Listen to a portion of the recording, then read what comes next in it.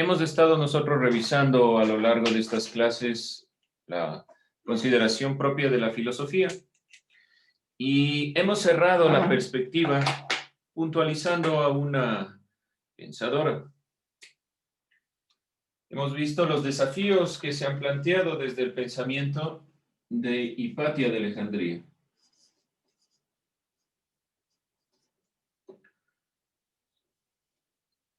¿Quién era Hipatia de Alejandría?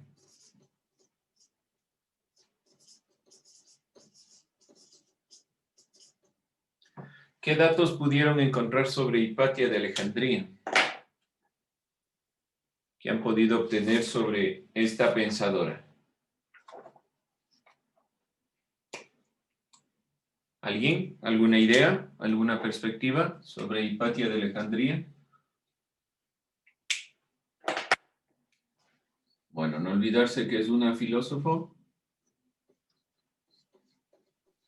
Es una filósofa y maestra neoplatónica griega, natural de Egipto, que destacó en los campos de matemáticas y de la astronomía. Gracias, Isaac. Entonces, puntos principales. Es una filósofa que principalmente fue educadora, es decir, Alejandría, la biblioteca de Alejandría, era una conformación parecida a la universidad. No era una pensadora en el sentido, ¿cómo decirlo?, único de la filosofía, en el ámbito propio del buscar solo el conocimiento. Era más parecido a la perspectiva platónica, aristotélica de la educación. Estaba dentro de lo que llamamos neoplatonismo, de los neoplatónicos. ¿Cuáles eran las consideraciones de los neoplatónicos? ¿Cuáles eran los elementos que nosotros revisamos que son los más importantes? Vamos a irlos puntualizando. Vamos a observar un video sobre Hipatia de Alejandría. ¿Alguien sabe cómo murió Hipatia de Alejandría?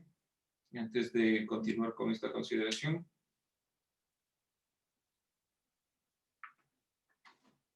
Búsquenlo. Mientras pongo, los neoplatónicos principalmente estaban guiados por un pensador llamado Plotino. Fue asesinada por una turba de cristianos en marzo de 415 años antes de Cristo, después de Cristo. Ya. Hay un dato, hay muchas cosas que se han perdido, pero hay muchas cosas que se pudieron rescatar. Ya vamos a ir puntualizando esto, pero el tema que me interesa dentro de esta perspectiva para cerrar, estamos viendo el pensamiento de Hipatia de Alejandría en la escuela neoplatónica. Los neoplatónicos tienen una perspectiva ligada a la visión de Platón. Hipatia de Alejandría, por guiarse bajo estas perspectivas y sobre todo bajo la crítica, fue altamente cuestionada por los cristianos. Murió por una turba de cristianos. Ya lo vamos a observar en el video, pero sí es importante tomar en cuenta este tema. Por favor, irán anotando. Ahí algunos les veo que están, no sé qué haciendo, pero por favor tomarán apuntes. No se olviden de ir ya subiendo a su portafolio la segunda parte, lo que vamos nosotros anotando en la clase. Dentro de las consideraciones, como les digo, el pensador más relevante de los neoplatónicos es Plotino, el principal representante de esta perspectiva a la cual se adhiere Hipatia. Los neoplatónicos tenían tres conceptos que nosotros vimos y lo planteamos también dentro de nuestra revisión general del día de ayer. El concepto del uno, pongámoslo así para que no se confundan. Vamos a ponerlo aquí por si acaso. Filósofo. Más representativo, Plotino. Y dentro de las consideraciones podemos poner que existen tres conceptos relevantes. Estos tres conceptos son Como les decía, el 1, ¿alguien recuerda qué es el 1 para los neoplatónicos? La inteligencia.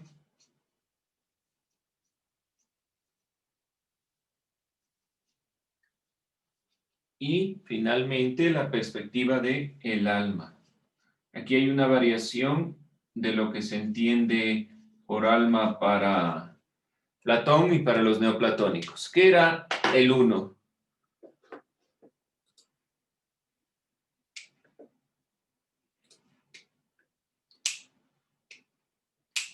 Sheila, para los neoplatónicos, ¿qué era el 1?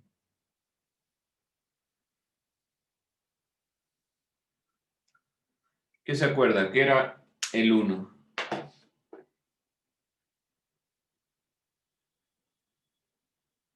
¿Qué será?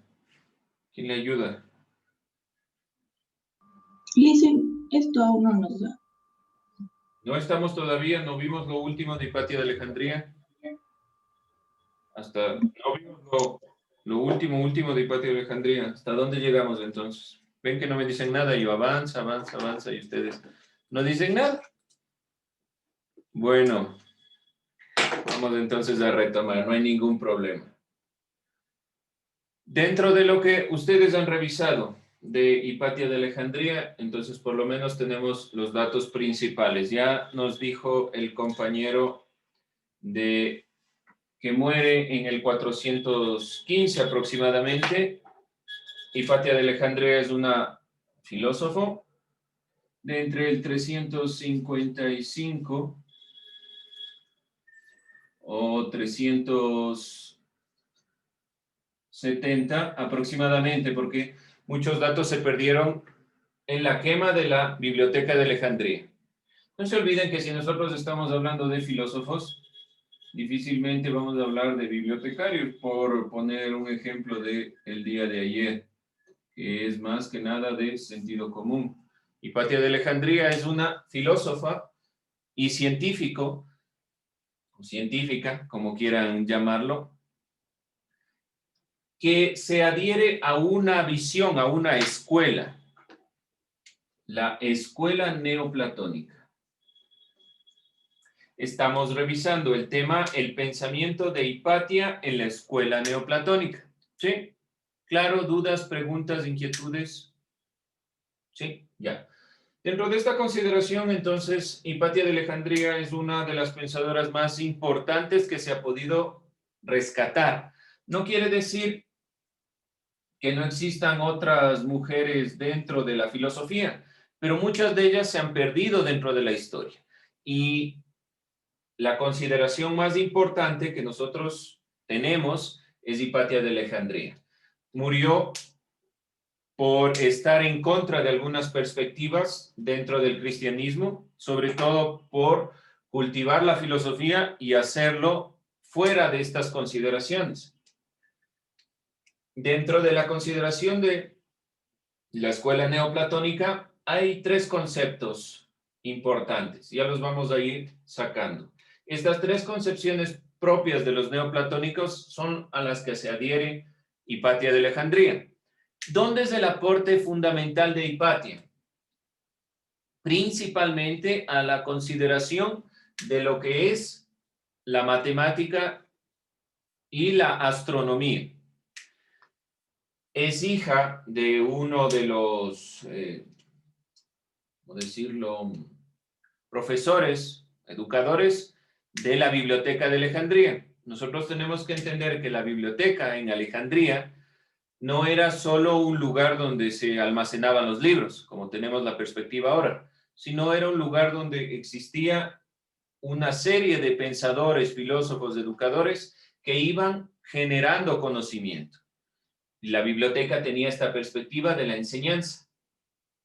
Dentro de estas visiones, la Biblioteca de Alejandría, en los campos de la matemática y la astronomía y la filosofía, todos estos ámbitos que los griegos fueron heredando, generando como perspectivas, así como los griegos y los romanos. No se olviden que dentro de estas épocas se está dando la expansión principal del cristianismo.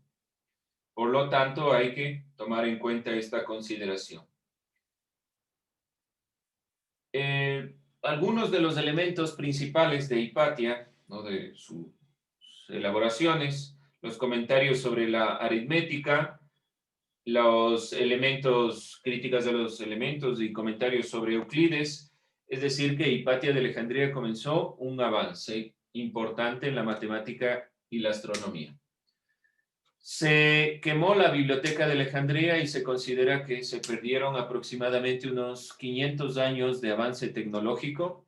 En Alejandría ya se tenían los primeros avances, perspectivas sobre el movimiento, buscaban el movimiento continuo, la explicación de Euclides, de todas estas consideraciones físicas, astronómicas, y tenían una especie de, ¿cómo decirlo?, de máquina. Es algo que se ha podido recabar de la biblioteca de Alejandría, que funcionaba con vapor, era una especie de círculo. Aquí había agua, el círculo estaba sobre un pedestal y tenía dos salidas. Estos elementos permitían que salga el vapor y aquí había fuego, un caldero que calentaba el agua y se movía. Las primeras consideraciones que podemos tener sobre movimiento, parecido a las perspectivas de los primeros inventos de las máquinas a vapor. ¿Qué quiero decir? Que la Biblioteca de Alejandría fue uno de los principios o de las perspectivas más importantes sobre la consideración del avance en ciencia en todos sus ámbitos, en todos los ámbitos de la filosofía en general. E Hipatia de Alejandría es una de sus representantes. En cuanto a la filosofía directamente de Hipatia de Alejandría, se adhiere a la visión de los neoplatónicos. Los neoplatónicos son aquellos filósofos que seguían desde las enseñanzas y las perspectivas de Platón. Por lo tanto, van a retomar algunas de sus visiones. Los neoplatónicos están determinados por la relectura principal de las obras de Platón. De ahí el sentido de neoplatónicos. Es una reinterpretación de lo que decía Platón, pero con algunos o algunas ideas diferentes que tratan de solucionar algunos problemas de Platón. ¿Cuál era el problema principal de Platón? La separación cuerpo-alma, mundo de las ideas, mundo de lo sensible. Entonces, ¿qué dicen los neoplatónicos? Los neoplatónicos plantean lo siguiente para solucionar esta perspectiva. Plantean tres concepciones, estos tres conceptos principales. Estos tres conceptos están o devienen de la consideración de la relectura de Platón. Acuérdense, por favor, Platón, mundo de las ideas, mundo de lo sensible, este mito de la caverna que intenta explicar cómo los sentidos nos engañan y cómo debemos buscar el conocimiento. Dentro de estos tres conceptos, el primero es el uno. ¿A qué llamamos el uno? Es la plena perfección y el principio de todo lo existente. De aquí surgen todos los demás elementos. Por lo tanto, es esta consideración de la perfección y la relación o la perspectiva como principio y principio de todo, de toda la realidad. Es el comienzo, el uno. Dense cuenta que es una consideración matemática. Es muy importante la matemática dentro de toda la escuela neoplatónica, porque para Platón también fue muy importante la matemática, aunque la guió dentro de otras perspectivas, pero fue muy importante. Los neoplatónicos, dentro de sobre todo dentro del auge de la Biblioteca de Alejandría, van planteando estos principios. ¿Con qué lo podemos relacionar? Si es la perfección y el principio, con la consideración del mundo de las ideas. Posteriormente, se habla de la inteligencia.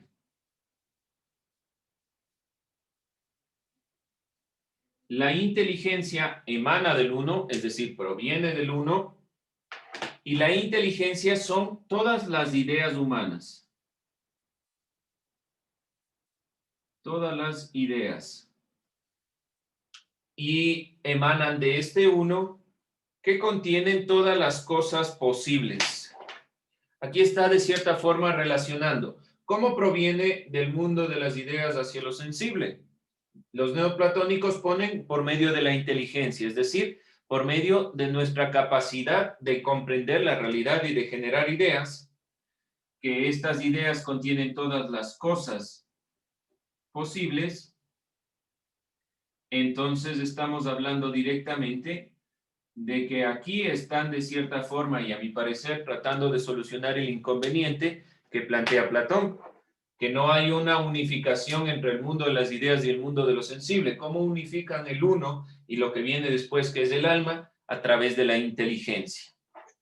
Y el tercer concepto importante, lo voy a poner acá, vámonos así, el primero, para que no se confundan, el segundo, y el tercer concepto. El tercer concepto es el alma.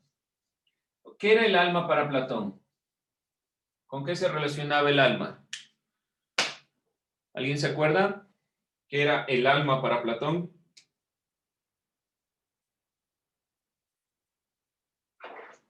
¿Qué decíamos que era alma para Platón?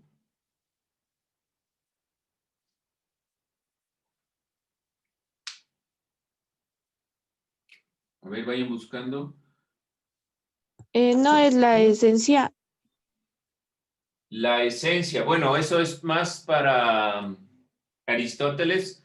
La esencia se relaciona con la perspectiva de lo que propiamente son las cosas, que era el alma. Pero por ahí podemos decir, no es exactamente la esencia, pero podemos decirlo de alguna forma. ¿Qué es el alma específicamente para Platón? Acuérdense, el cuerpo y el alma, y el alma. Mundo de las ideas. ¿Perdón? ¿El alma es? Mundo de ideas.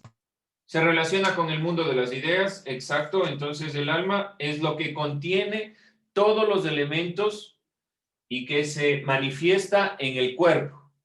Por lo tanto, el alma son las consideraciones del mundo de las ideas y tenía tres elementos: lo racional, lo irracional y el valor o lo irascible. ¿Sí? No se olviden de eso. Platón separa cuerpo y alma. Pero si se dan cuenta aquí, los neoplatónicos lo ponen en tercera consideración. Y decimos que el alma para los neoplatónicos no es el mundo de las ideas, no es las ideas, no son las consideraciones que luego emanan en el cuerpo, sino que para los neoplatónicos el alma es la materia. Es la consideración material. ¿Isaac, alguna cosa? No, listo. No, ya. Entonces decimos, el alma es la materia. Acuérdense que era materia-forma, de lo que está hecho y la consideración que tiene. Aquí sí se relaciona, es un estudio de Platón, pero ya más profundo a través de la historia y con algunas consideraciones. Es la materia y habla de las cosas vivientes.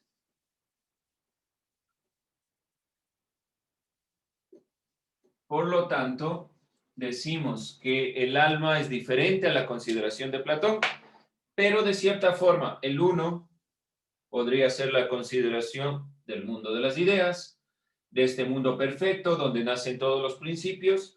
Posteriormente de este uno emana la inteligencia o el nous. Dos consideraciones son dentro de la misma perspectiva. De esta inteligencia, que son las ideas, todas las cosas que se pueden dar, todas las cosas que son posibles, nace el alma, que es la materia de todas las cosas vivientes.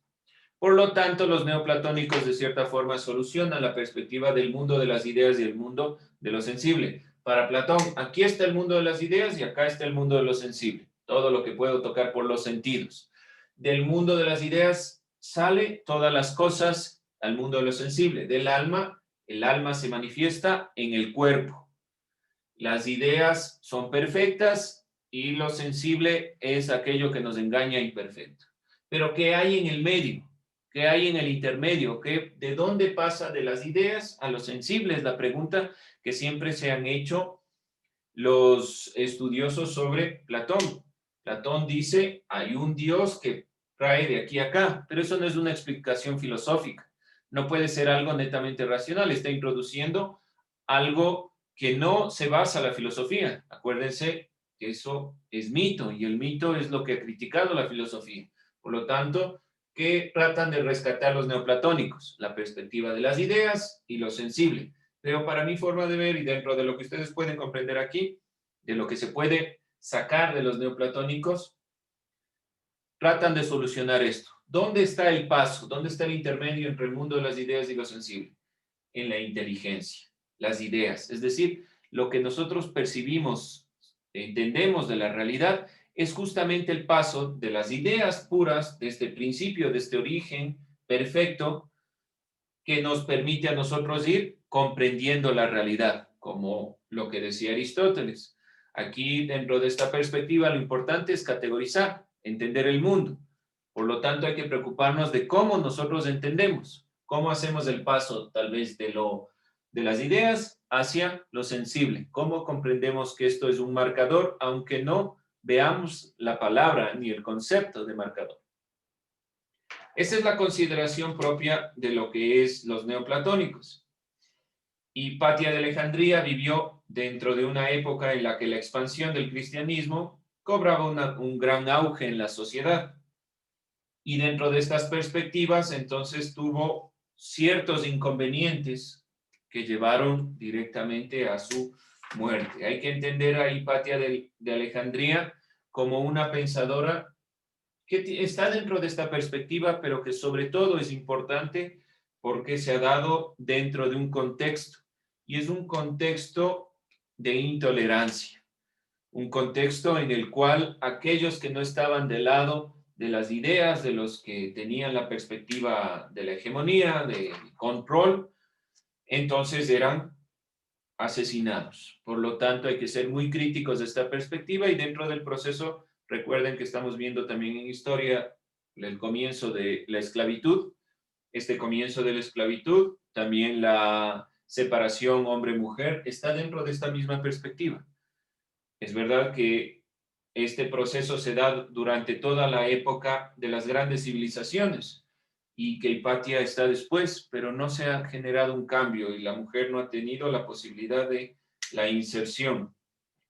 Como se ha mencionado, la filósofa que pertenece a la escuela de los neoplatónicos y se iba en contra de las creencias y las doctrinas cristianas, de cierta forma, los líderes cristianos consideraron como herejías a la filosofía de Hipatia y por otra consideración también, porque era una mujer que guiaba el conocimiento y para ellos eso era algo que no podía considerarse. Vamos a cerrar esta perspectiva de Hipatia y estas consideraciones siendo críticos a la visión de lo que se plantea como la vida de Hipatia de Alejandría. Vamos a mirar rápidamente un video y con eso cerramos.